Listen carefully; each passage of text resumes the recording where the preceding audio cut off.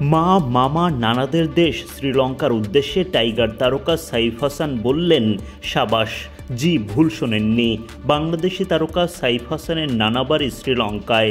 সেই সূত্রে শ্রীলঙ্কাকে তো তার মামা বাড়ি বা মায়ের দেশ বলাই চলে। লঙ্কানদের জয়ে বাংলাদেশ দল নিশ্চিত করেছে এশিয়া কাপের সুপার 4। সাইফ প্রশংসা করতে ভোলেননি শ্রীলঙ্কার।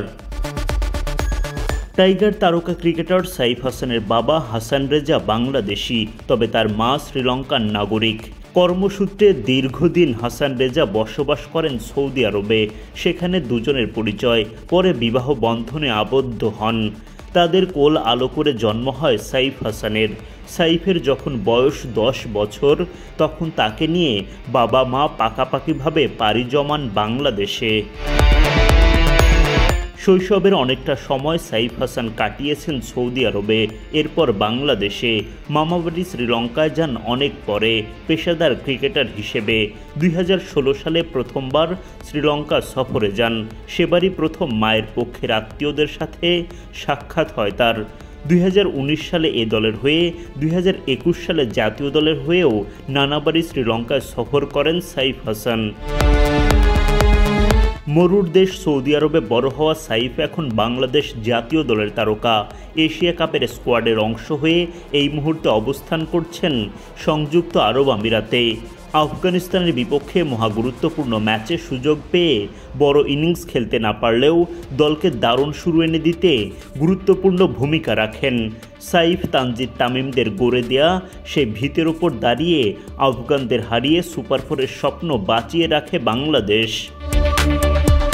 এরপর টাইগারদের স্বপ্ন ঝুলেছিল আফগানিস্তান শ্রীলঙ্কা ম্যাচের ওপর, যেখানে লঙ্কানরা যে কোনো ব্যবধানে জিতলেই সুপার 4 নিশ্চিত হতো বাংলাদেশের। শেষ পর্যন্ত কুশল মেন্ডিসের 52 বলে অপরাজিত 74 রানের ইনিংসের ওপর ভর করে ম্যাচটা জিতে নেয় শ্রীলঙ্কা। বাংলাদেশও পায় সুপার 4-এর দিশা।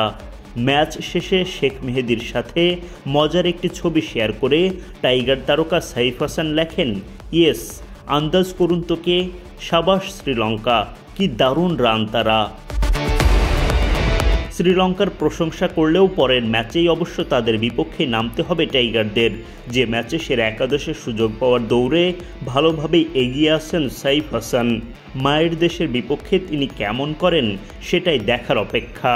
শনিবার বাংলাদেশ সময় রাত 8:30টায় শ্রীলঙ্কার বিপক্ষে ম্যাচ দিয়ে সুপার 4 মিশন শুরু করবে বাংলাদেশ। এরপর 24 ও 25 সেপ্টেম্বর ভারত ও পাকিস্তানের বিপক্ষে লড়াই। এই পর্বে সেরা দুই দলের এক দল হতে পারলেই মিলবে মেগা ফাইনালে যাওয়ার সুযোগ।